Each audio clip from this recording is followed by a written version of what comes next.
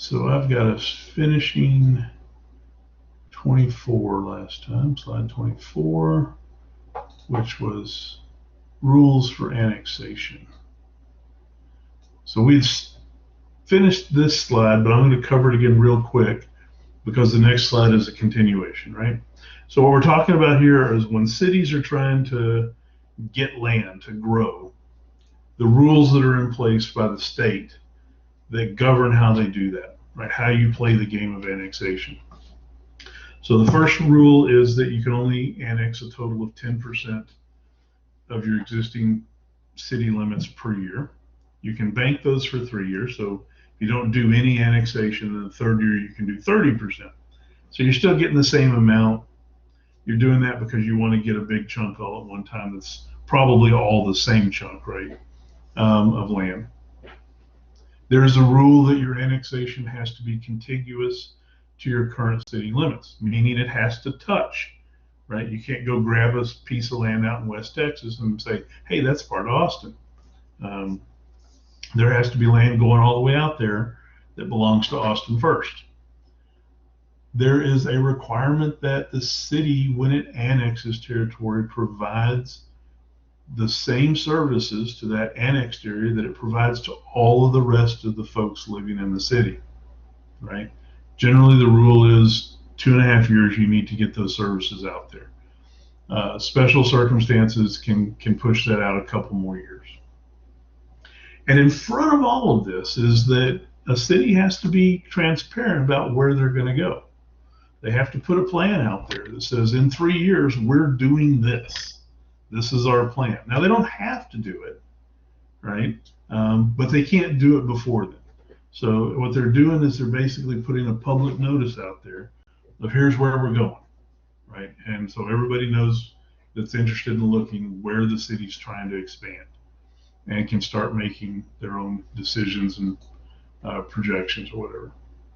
In that plan, there's an inventory made of what they're going to push out there, right? So and what's already there. So they look at the annexed area and they say, okay, you've already got a water distribution system. You've already got a combined sewer system. And so they're going to start then looking ahead of time to say, can we plug directly into that? Can our distribution system and your distribution system marry up? How easy is this transition going to be as far as services go? And sometimes that may be a very difficult issue, and they have some contention about it, and they have to work on it. Sometimes, right, unincorporated areas a subdivision will be built or something that's not in a city. The developer will develop it without much oversight. Maybe we generally try to extend more oversight now because we've seen problems in the past. But it's possible that, like the water distribution, right, the water pipes that are going to deliver your drinking water, the standards and the sizes and development don't match up to what City of Austin is going to push through them, and they have to look real serious at that because it can be a huge problem, right? If they have to rip all those pipes up and relay, the pipes down a different pipe that can handle different pressures, and who knows. So that 3-year period, while it serves as a public notice period, is also a period of ascertaining what the annexation is going to require to actually be successful. During that period, there have to be at least 2 public hearings, and those have to be published ahead of time, when they're going to be, where they're going to be, how people can get to them and watch them and participate. Again, trying to make sure that this is a fairly transparent process. And then finally, the city that's annexing, let's say they deliver 5, as a city, they have 5 services they deliver, and the place they're going to annex has 7 services. Well, they're going to have to continue providing 7 services in that area they annex. They cannot lower the services that area had prior to annexation. So in other words, they can't go in and reduce what those people already have to what they're providing everybody else. Um, what that means long term is that all of the citizens of the city are looking at that newly annexed area going, hey, they're getting more than us. When do we get that? And there's no obligation on the city to deliver that to the pre-existing part of the city, but the public perception is going to be pretty harsh if they don't. So they got to be thinking about that, right? If we annex an area that's delivering everything we deliver plus more, we got to kind of be ready to deliver the plus more to everybody else too. And what's the cost of that going to be? And do we really want to do that? So those are the general rules that sit in place. We're going to talk now about some specialized circumstances about annexation and areas surrounding annexed cities and annexed areas. Just to kind of give you a lay of some of the things you'll run into as a citizen, especially if you you're looking to buy property or something, or a house. There is this thing called the extraterritorial jurisdiction. You'll hear it referred to by city planners and by real estate folks as ETJs. And ETJs are areas around a city that are not in the city limits, but the city has extended control over that area. It can be up to 5 miles from the city limits, right? In a direction going out from the city limits. And what's been recognized is that as a city is boundaries are there, right, and they're providing services, public health services, emergency services for their city, there's areas that can be right outside the city that impact the city negatively. And a city ought to be able to protect its citizens from stuff that's just barely outside 5 miles or less of the city limits. So what I like to think about as an example of this is you've got a city, right? They've got their city limits. And let's say a concrete factory is put in, half a mile outside the city limits. Now, if you know anything about a concrete production facility, a concrete factory, right? When you're doing subdivisions and stuff, these things they pop up there. You can put them up in a week or so, right? If you've got the land, and then all the stuff is trucked in and they make concrete and truck it out. But the process is a really, really dusty process, right? It throws immense amounts of dust particles up into the air, which is not good for health, right? So they're a quarter mile outside the city limits, right? Not subject, generally speaking, to the rules of the city. They're churning out concrete to go build new subdivisions, maybe in the city or who knows where.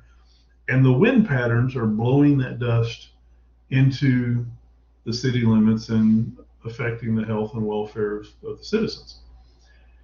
That type of situation got recognized as something where a city should have some say outside the city limits over things that are going to impact people inside the city limits. So ETJs are those areas where a city has some authority to regulate what's going on outside their city limits, up to 5 miles. And they have to justify it, and they have to say, look, this is what's happening, and you guys need to fix this because you're making people sick, right? This is a danger. And our job is to make sure that that's taken care of. And that's been legally recognized. And so you'll see ETJs around city limits. Sometimes you'll see them. I used to live in an ETJ in North Austin. And we were surrounded, basically, I think, Round Rock was to the north of us a little bit, and Pflugerville was to the east of us. But we were surrounded by city limits, and we were this little pocket in the middle that belonged to nobody. But we were the ETJ of Austin. So Austin, right, had some say over what could happen there. And there was factories there and things like that, and big mining operation. And so they had some say there. And we lived in that ETJ area. couldn't vote in city elections, but were regulated somewhat by the city on health and safety issues. And actually, we were part of Austin Water, so we were getting Austin Water and Austin sewer services where we lived, even though we weren't within the city limits. So, all right, so that's the ETJ. It's just basically an area of land that the city can extend some control over to make sure that what's going on there doesn't damage the city or the city's population.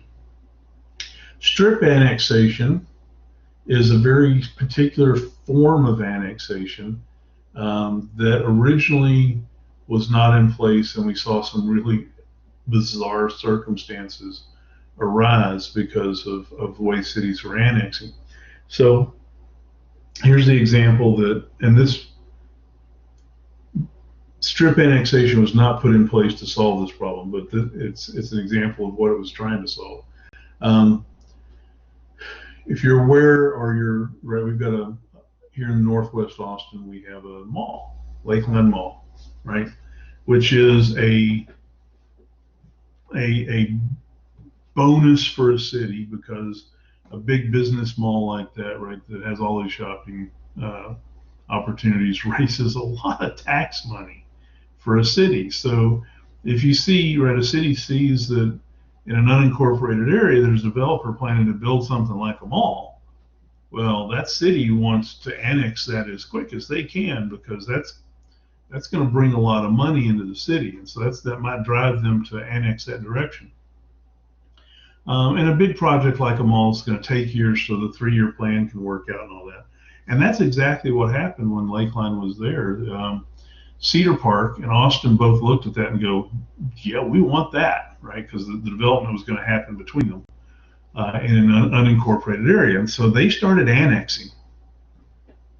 And it was a race, right? It's literally a race between Cedar Park and Austin to see who could annex fast enough to be able to grab that property and then later get the tax monies from it. And so they were using the strip annexation rule was in place, and so this was a limit on how fast they could go, right? Because strip annexation says you've got to annex a particular width of land, right, for it to be legal. Because what had happened before is we'd see annexation of, right, 10 feet on either side of a line, right, a survey line that the city's annexing, because they've got that, right, that 10% rule. And so if you make that land real narrow, you can go way far out real quick, right? Because it's not very big, right? Width-wise, you can go longer and annex farther away from the city. And so you got these kind of virus-looking city limits, right? You got this nucleus in the center, these tendrils going out, usually along major highways where businesses were lining up. And so the cities were expanding, annexing out those highways, grabbing the businesses on each side of the highway, and that's it. Well, highway's 20, 25 feet wide. The businesses on each side may be, right, a couple 100 feet off the highway, so you're looking at 200, 300 feet maybe. And so this rule come into play saying, okay, look, that's too small. You're leaving whole chunks of areas out here that the city's growing around, and this is not really fair, because Austin can throw out, because they're so much bigger, a real long line of annexation real quick, and a small city like Cedar Park can't, because they've got smaller amount that they can grab. So the strip annexation rule says that a piece of land has to be, right, from the center point, right, you're looking at 500 feet minimum on each side of a line. So yeah, you can grab right up the highway, right? You can annex up a highway, but you're going to get 1,000 feet, right? An eighth of a mile or so at least, not an eighth of a mile, less than that. What is it? No, 5,200 feet. So 20% of a mile, right? A fifth of a mile on right across the line that you have to annex at least that wide, and whatever falls in there you have to take, right? And When you do a strip annexation, something that's small and narrow like this, you can only grab 3.5 miles of roadway a year, regardless of how much percentage you have of land that you can grab, acreage or mile wise. Roadway is going to be 3.5 miles linearly along the line. So effectively, Cedar Park, with this little rule in place, Cedar Park and Austin can both go 3.5, right? If they're big enough to get 3.5 miles, they can both go 3.5 miles a year, annexing land, trying to get to the mall sooner. Lakeline Mall is in the Austin city limits, so Cedar Park lost on that one. But these are the rules that are in place to kind of, right, give a little better competition to small cities to have an opportunity to get some good tax properties that are between cities, because it's a competition between these cities to do this, right? So this strip annexation is an interesting little limitation on how we do that. The last type of annexation we're talking about is called limited purpose annexation. And this is an exception to the rule, right? If a city is big enough, greater than 225,000 people, then they have the opportunity to annex areas for limited purposes. In other words, they're not going to be annexing them and having to deliver full services to this area.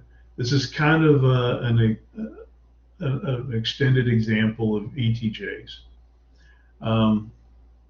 This lets a city annex an area and start controlling that area versus zoning. Again, health and safety like ETJ, advanced planning, right? So if you got a big city and it's growing and it's got particular ordinances in place, limited purpose annexation lets it organize things ahead of its annexation.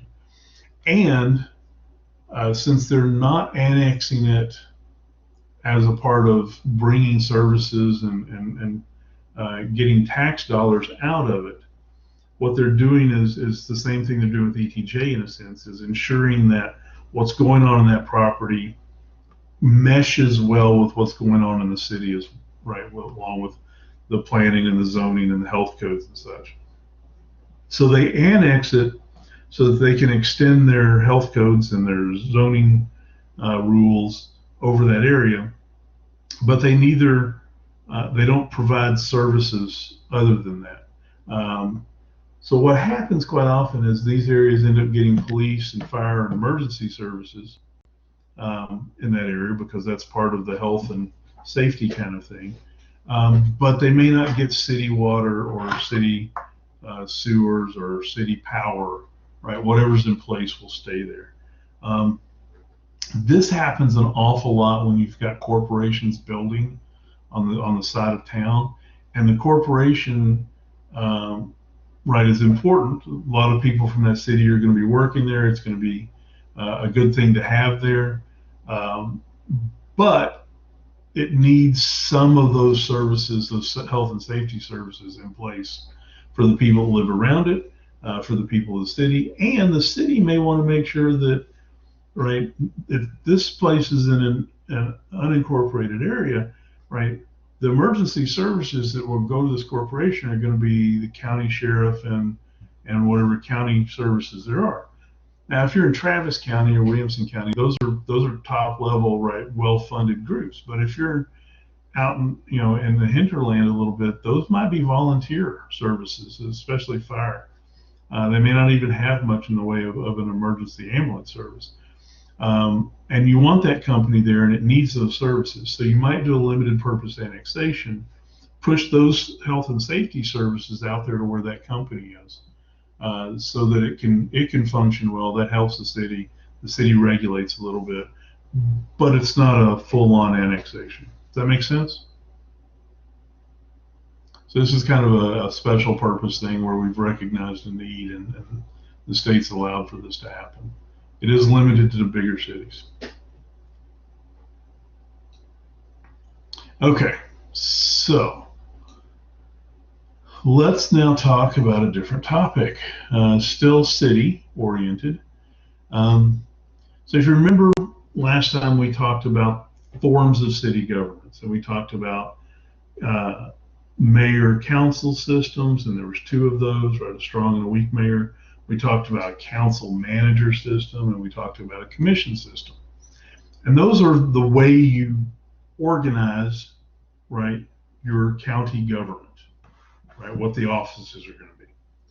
What we're going to talk about now is how you elect people in a city to whatever form you have, right? So strong mayor system, weak mayor system, council manager system, whatever's there, there are multiple ways to elect people to serve in those offices.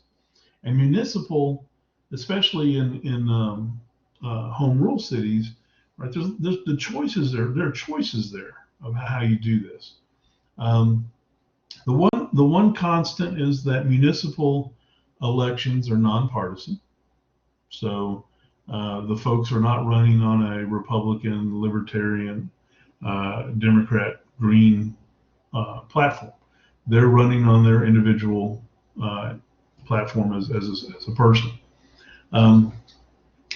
But the way we elect them may differ from city to city. So we're going to talk about 4 types of elective representation, the way we elect people to represent us in whatever form of government we have. We're going to talk about an at-large representation elections. We're going to talk about single-member district elections, cumulative elections, and proportional representation. All right, so let's jump in. Right, the first one, at-large, is can be 2 things. It can be at-large, or it can be at-large by place. So let me give you an example of what we're talking about here. Let's say you have a strong mayor system, right? And you've got 4 council members and a mayor. And as a voter, as someone that lives in the city, I'm going to go to the polls and I'm going to elect people, right? An at-large system, as a voter, I'm going to be electing, I'm going to get 5 votes. And I'm going to vote for, right, 5 different people to be on this. And usually an at-large system, the way it works with a strong mayor government is the person that gets the most votes out of the city election is the mayor. And then the next 4 folks in line become city council people, right? They serve on the city council. And if they're at large, that means they are serving the whole city, and the whole city votes for all of those places, all of those seats. So as a voter in Central Austin, if we had this system, I'd vote for 5 people, and all 5 of those people, once they got elected, would represent all of Austin. They're serving at large. And we're just taking the top 5, right? They're filled with the top 5 folks. Now, a lot of cities start off that way, and that works pretty well, especially if you're a small city, because all of these folks live in the city, and the city's small, and everybody kind of knows what's going on, and everybody knows everybody. And so just electing your 5 top vote getters, regardless of, you know, how they get there or whatever, just take the top 5 and go. Right? They'll serve. Okay, now that's fine. But what happens if you get 5 people, right? You get 10 that want to run for office, and 5 of them are really popular, and they're just going to get elected again and again and again. You got no real competition between those 5 or outside those 5. So cities develop this thing called at-large by place, which means you have 5 seats, right? 4 of them are city council seats. 1 of them's a mayor seat, right? You're designating them that, right? Whereas before they were just all seats, and whoever got them, right, you're in there, and the top voter getter was the mayor. Here you're going to say seat 1 is the mayor position. seat 2, 3, 4, and 5 are city council positions. And folks, if you're going to run for office, you, when you decide to put your name in the hat, have to say, I'm running for seat whatever. If you want to be mayor, you got to run for seat 1. If you don't want to be mayor, then, if you're one of the first ones that's signing up for the election, there may be nobody running for seats 2, 3, or 4, and you got your pick and say, I'm going to run for seat 2. Now, you're still going to, if you get elected, you're elected at large. So you still represent the whole city. But what happens is, say, I want to be on the city council, but not a mayor. So I decided to run for seat 2, just because there's nobody else there. I picked number 2. And the next person comes along, wants to sign up to run for it, and they look at it and they go, oh, well, I don't want to be mayor, so I'm not going to do seat 1. And Russ there is running for seat 2, but nobody's running for seat 3, 4, or 5, so I'll pick one of those. And what, as individual folks running for office, what we're hoping is that nobody signs up to run against us, and we run unopposed and get elected. And so if only 5 people show up and sign up, one of them wants to be mayor and 4 of them want to be council member, they'll sign up for all those seats. And if nobody else signs up, all 5 of them get elected. However, what generally happens, of course, is you pick I'm running for seat 2, somebody for 3 is there, and 4 is there, and 5 is there. There's somebody running for mayor. And number 6 comes along and says, well, I want to get elected to office. They're now going to look at all the people that have already signed up and what seat they're running for, and they're going to try and figure out who's going to be the weakest opponent, right? And so it encourages people to run against who they think are going to be the weak opponent. They're going to go, oh, seat 4, nobody knows who that is, but people know who I am. I'm going to sign up and run against them for seat 4. So now, and it all fills in, and it's election day, and I'm a city member, a city resident. I go to vote. I'm going to cast 5 votes. I'm going to look at seat 1, and I'm going to look at all the contestants for seat 1 and pick one. I'm going to look at seat 2, look at all the contestants in seat 2, if there's more than one, right, and pick one. If there's not, then I'll either vote for them or I won't, but they're going to win anyway because no one's running against them and they're going to vote for themselves, right? And I have to vote right now between the candidates that signed up for each seat. Once they all, the 5 get elected, 1 will be mayor and 4 will be city council members, and they'll represent the whole city, right? They're still at large, but they've been elected at large by a place, right? By a seat number. Does that make sense? So changes some of the way right candidates look at their competition and choose who to run against. And that doesn't exist in just an at-large, right? Everybody signs up, and the top, however many seats you get, those top number get elected. Okay, so think about what's good and bad about that kind of situation, right? In a small city, it's good. Everybody can kind of focus on the whole city. They're at large. The by place, what's good about that is it encourages some direct competition between people that are running for office. You get maybe not the same 5 people all the time because they have to compete. What's bad is partly that it's at large, right? These people represent the whole city. What if they all they all live in the same neighborhood, right? In the same city. And so they're going to be looking at using the city government to look after their neighborhood first. Are they going to look after the whole city at all? Are they going to look after, what if they all come from the same business area, right? I mean, so there's some problems, right, that maybe you don't get comprehensive coverage at an at-large or an at-large by place election system, right? Because whole parts of the city could be ignored by those folks that get elected. Now, if it's big enough that they could get voted out, it might be a problem that fixes itself, but for a while it won't. But small cities, it's easier to do this. There's less requirements. The odds are that, with a small city, a couple thousand people, 5,000, 6,000, right? People can get their heads around looking after what's going on in the city. As cities get bigger, we tend to want to get more granular. We tend to want people to represent parts of the city to make sure for sure that all the city has somebody speaking on the council. And to do that, we move to a form of election called single member districts. Single member districts are where you take the area, the city limits, and you split it up, you draw political boundaries, and you create districts.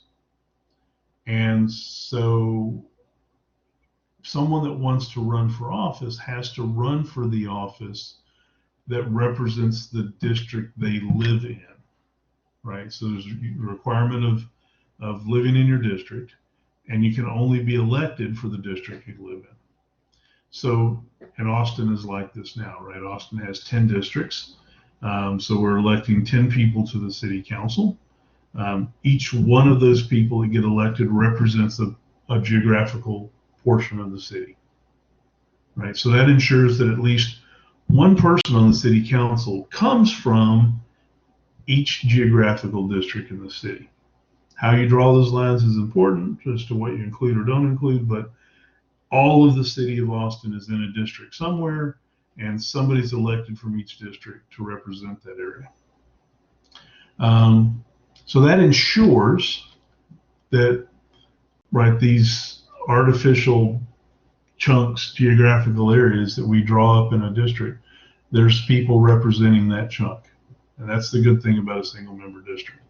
It doesn't guarantee that the person elected from a district is going to be good for that district, is going to pay attention to that district necessarily, and maybe not want to do something different, but at least they live in your area, and if there's big problems in your area, they probably know about it. And the only people eligible to vote for them are people in the district that they live in. So if they're not going to look after their own folks in their own district, they're probably not going to be around long, which is a good thing, right? So now what that means is it's possible by setting up a city where it's all single member districts that nobody on the city council is looking out what's good for Austin. They're looking out for what's good for Austin District 1 or Austin District 10, right? And so the single member districts can, maybe granularizes things a little too much. But, it's a way that we generally have developed over time. As cities get bigger, they tend to transition from at-large to at-large by place to single member district. And then in a minute, I'll show you what the last transition is. So that's where Austin is, and that's where most of the medium to big size cities are, is the single member district design, which matches the same way we elect people to the Texas House and the Texas Senate, and we elect people to the U.S. House, right? Well, technically the U.S. Senate too. Each state is a district, right? We elect 2 from each state. So those geographical areas are kind of the norm for how we set up representation. Now, this and the next version of elections are possibilities, but we don't use them in Texas, and they're legal. We could, but we don't. The first is called cumulative voting, which is kind of cool. Cumulative voting is, if you go back and you have an at-large or at-large by place system, right? As a voter, right, I've got 5 votes. If we had five seats on the council, right, I'd get 5 votes. But in those previous designs, I'm voting 1 vote for a person, 1 vote for a person, right, 5 different people. Cumulative voting says, no, we don't have to do it that way. You got 5 votes. Cast them any way you want to. So if there's one person you really, really want to get elected to city council, you can cast all 5 votes for them. If there are 2 people, you can cast 3 for one and 2 for the other, right? You can split them up. You can share your votes any way you want to. So this gives a lot of leeway to the voters to put an emphasis or to put a weight on particular candidates if they want to. So let's say, you know, you had someone running for office, and you're looking at it and you go, wow, and this never happens, but there's only one woman running for office, right, anymore. Used to be the case. But let's say you really wanted a woman on the city council. You could put all 5 votes for the woman. I don't know if that's a great idea, but you could do it, right? That's what cumulative voting lets you do. You can, right, line them all up together, cast them in any combination up to the total that you have, to put a weight, to put, you know, kind of tip the scales on that one person. If enough people do that, you could have somebody, right, that gets elected to the city council that only maybe 15 or 20% of the city's population actually wants them there, but they really, really, really want them there, and they all use all of their votes to get them there, right? So that's kind of cool.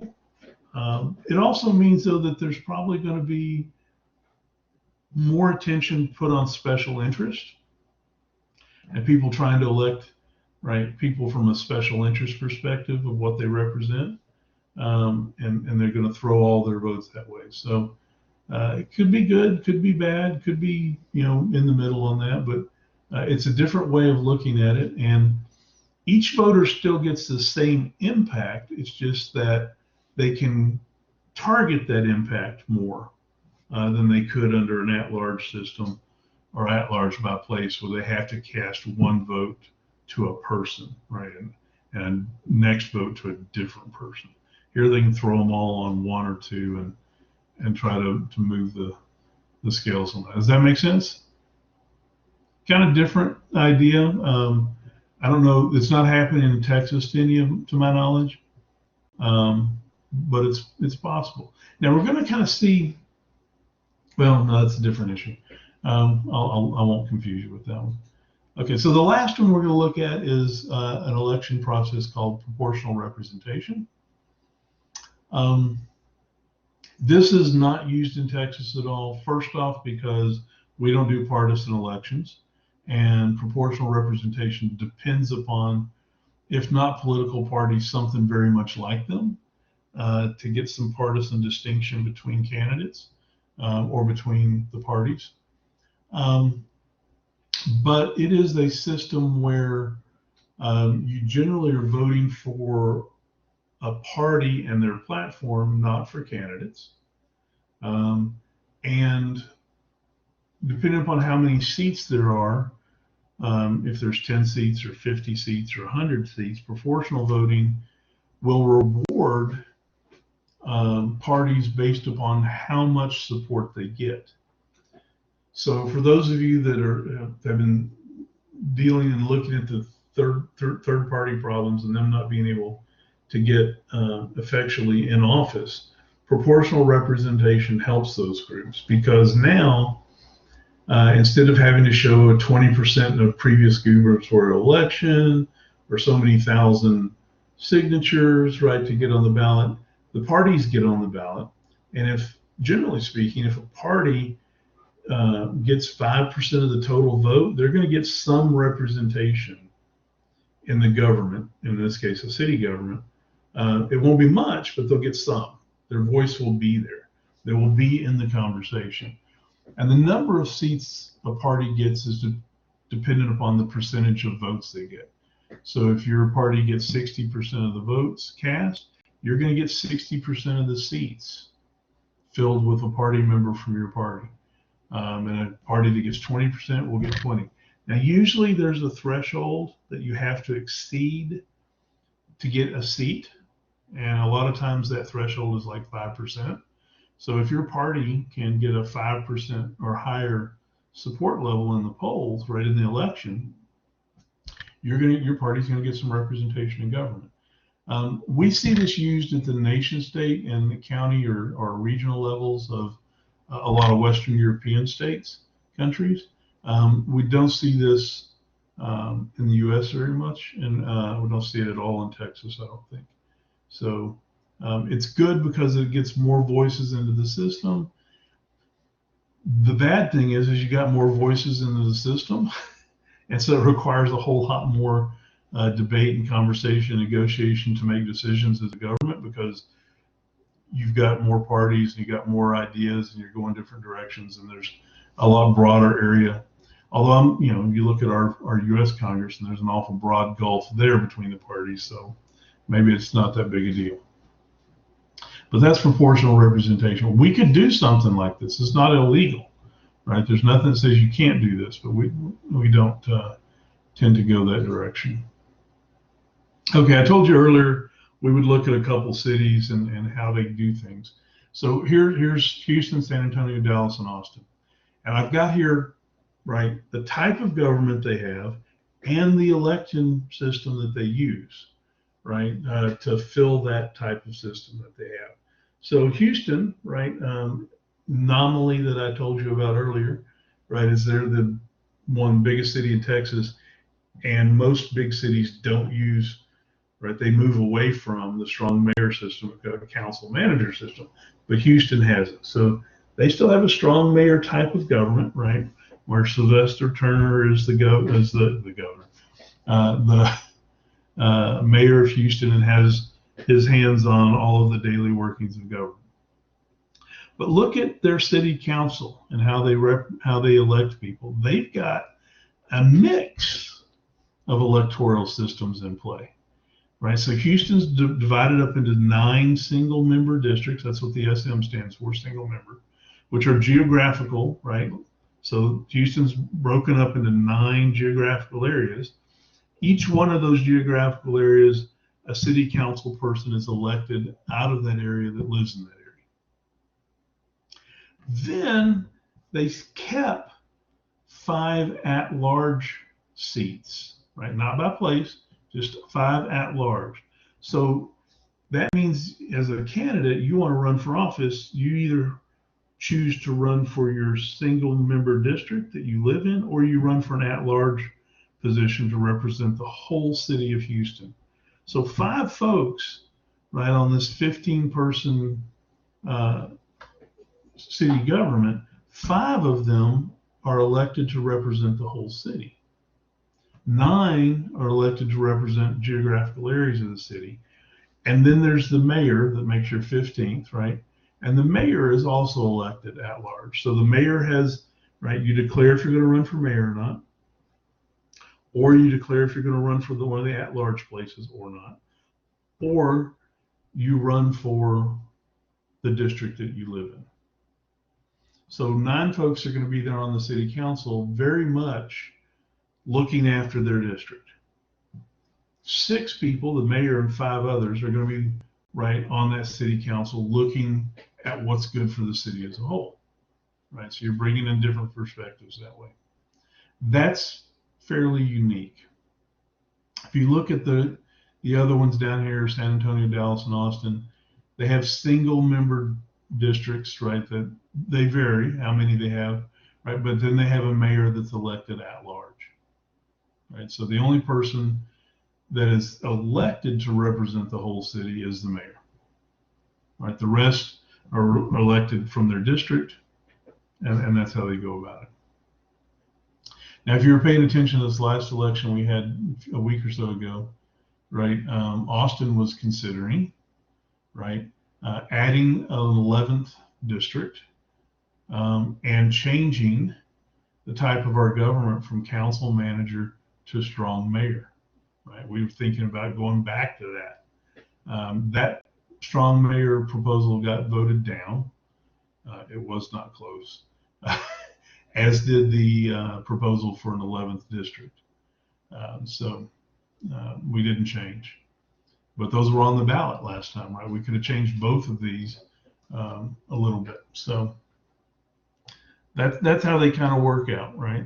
Okay, so the rest of this class today, right, which is next 25 minutes or so, we're going to talk about special districts. Special districts are regional or area-specific small governments that have been allowed by the state government to be created. And they usually have a very topical focus for what they're going to be in charge of. So the quintessential special district in Texas is an independent school district. So if you look at, say, Austin Independent School District, Round Rock Independent School District, right? Leander Independent School District. If you just look at the names of them, you think they are the school districts of those cities. And they are, but they're more than that, right? Austin Independent School District goes outside the city of Austin, right? It's not bound by the city line, right? It is its own government with its own boundary. Right, I live in North Austin, but the school district I live in is Round Rock School District. So my property tax dollars support Round Rock School District, not Austin, but I live in Austin city limits, right? So these districts, these independent school districts overlap city boundaries, right? They overlap unincorporated areas because wherever you live, you need to be in a school district that tells you what school to go to, right, as a student, and where to tax to support that school district. And we elect school board members, right, to run these independent school districts. And they have, right, they run the funding and the budgeting, and they determine where to build schools and what things are needed at what schools and what the maintenance is. And of course, some of these school districts are massive and have huge budgets. And right, we elect folks that live next door to us to go run that school district and manage all that money. And it's a big responsibility. So that's the place you run into a special district right off the bat, is your school districts. Every independent school district is considered a special district, right? It's its own little government with its own little legislature, and people that live within that district elect people to that special district government to run it. And these are things that allow more targeted governmental impact, and it's local government, right? This is right. You get back to that idea about government should be close to the people. Special districts, right? They're usually pretty small. You may live in a particular water district, right? That little government's job is to look after and ensure, right, consistent water service is brought to you. Maybe the city you have doesn't do that, or you don't live in the city. And so people get together and they build a water district and they deliver that water service, but it's not by the city. And so you elect people, 3, 5, 7 people to be in charge of that water district and make sure it's working right. And that someone's there to look at contracts and hire people and do the maintenance and ensure that everybody gets water. Or a municipal utility district, right? Which is a district that's created to serve an area, a municipality, right? And it delivers maybe water and sewer and cable, right, or something like that. And it's separate and apart from the city, right? It's provided by this district, and people are elected to serve there, right? And they can.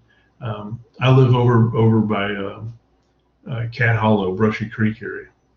I don't live in this district, but there's a Brushy Creek municipal utility district, right? And so that utility district is responsible for providing a lot of even though those folks live in Round Rock over there, right? Their utilities are provided by this utility district.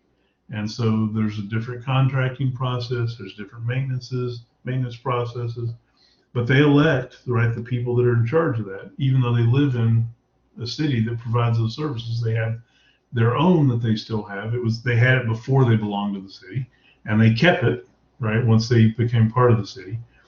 And they have their own parks, they have their own gym and special event center, and and they're getting taxed just within that municipal utility district for all of those things that they have there. But they got a pretty nice little neighborhood going over there, right? And their neighbors are the folks that are in charge of that. They elect their neighbors to do it. So these are little elected legislative groups that, right, are exercising democracy all over the place in Texas. I mean, just there are thousands of these little, districts out there. Just public utility districts, municipal utility districts, water districts, the school districts, almost any. There are conservation districts, there are watershed districts, just all kinds of little governments that we create. And the state legislature plays a part in this, and the state law plays a part in how these things are allowed and how they come about. And you just need to know they're there, and you need to know that these are just little governments that are close to the people, that we're responsible for them, right? And you're going to get taxed if you live in those districts to provide those services. All over Texas, right? You swing a stick and you'll hit a bunch of them. So we have them because we have special issues, service problems, needs, whatever in a geographical area. And these little district governments are ways to address that and to let the people that are living there and being affected by it be in control of it in some sense. I want to share now a little bit of a different one. This is a state, this is the LCRA, the Lower Colorado River Authority. And this is just to show you an example of a special government that goes really just as at odds with a lot of things, but it's really interesting. This impacts us. Most of us, right, don't pay attention to what's going on with LCRA, but we should. They make a lot of impact on our daily life because they impact our water and our parks and our let's see what I want to find here. I want to find this particular map first.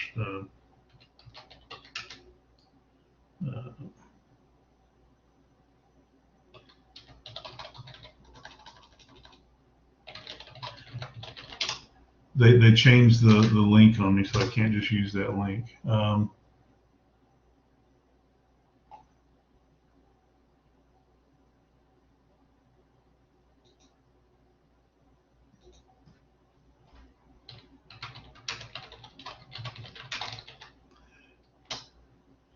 I meant to have this set up before class, but I got into a discussion with somebody from the previous class. Okay, so I'm going to kick out of the slides here. We're going to go over to sharing screen, and I'm going to bring up, there we go. So this is the LCR website. They've got an interactive map that shows what they do. Let me give you a zoom in a little bit here. There we go. So here's Austin, right down here in the center. They don't have much authority in Austin, but they have a dam right there. That's the Tom Miller Dam, and here's Mansfield's Dam. And they were created. This group was created by the state legislature in the 1930s, I think. And their job was to manage the flow of water down the Colorado River. And they were given the authority to also generate stormwater protection, flooding protection, and electricity from the dams that they were going to build to do that. So these dams, right, have hydroelectric capabilities in them, right, a lot of them. You'll see here, like here's a power plant right next to one, right? So they use the dams on Mansfield Dam and a few others to have hydroelectric power. So they manage the floodwaters down the Colorado. They made these big reservoirs with dams so that they could hold water for times during drought and stuff. If you're in Austin, a lot of your water comes out of Lake Travis, right, which they're managing up here, right? And let's see if we can zoom in on that. Right, here's Mansfield Dam, right? This is your drinking water, right? For Austin is that. And they have some parks around here that they're in charge of, right? Windy Point, Hippie Hollow, right? So we're gonna have some time, good fun there, right? So they've got parks, they've got dams, they've got power plants, they've got other facilities. And then I'm going to get down here and I want to show you what's left. So these are electrical co-ops, right? Bluebonnet, Pedernales, right? Pedernales, Bandera.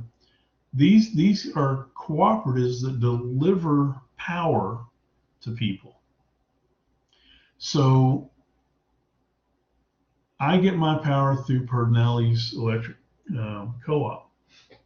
Pedernales Electric Co-op is a customer of the LCRA, right? So the LCRA, when they generate power from their hydroelectric dams, and they sell that power, they sell it to these co-ops. Those co-ops then resell it to us, and that's what turns our lights on. They also, and they don't have this on here, but they also have, yeah, just down here, see if I can get that to show. This is the transmission area as I back out. This kind of orangey boundary that's here now. Can y'all see that? Yeah. This is the transmission area. So they've got lines that are bringing power in to all of these places, these cities and these co-ops.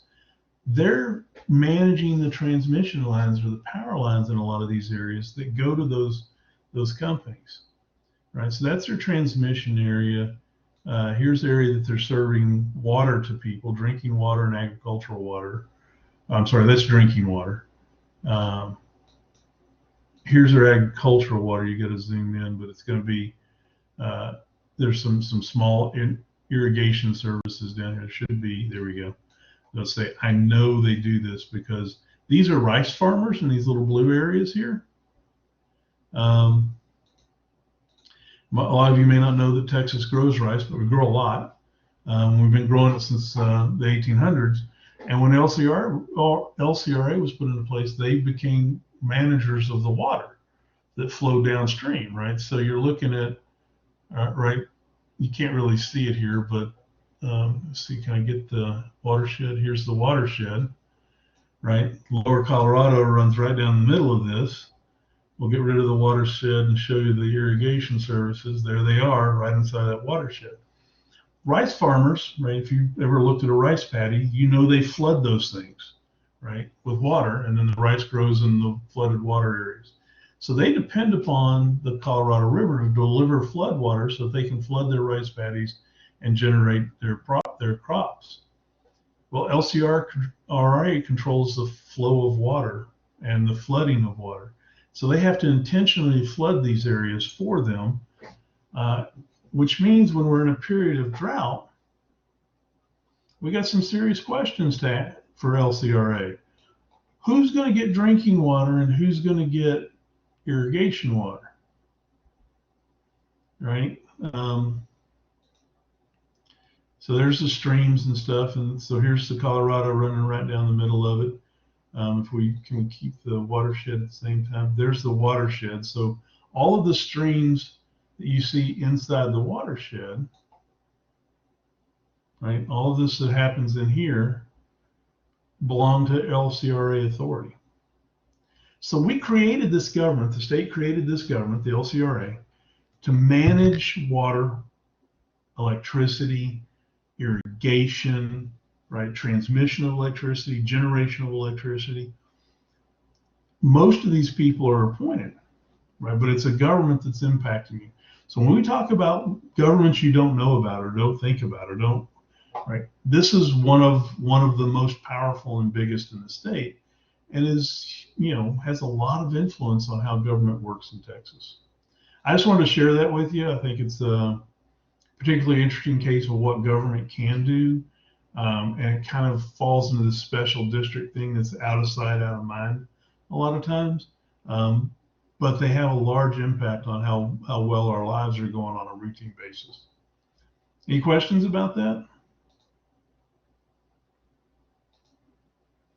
All right, well, that is the last little bit I want to share. So I'm done talking.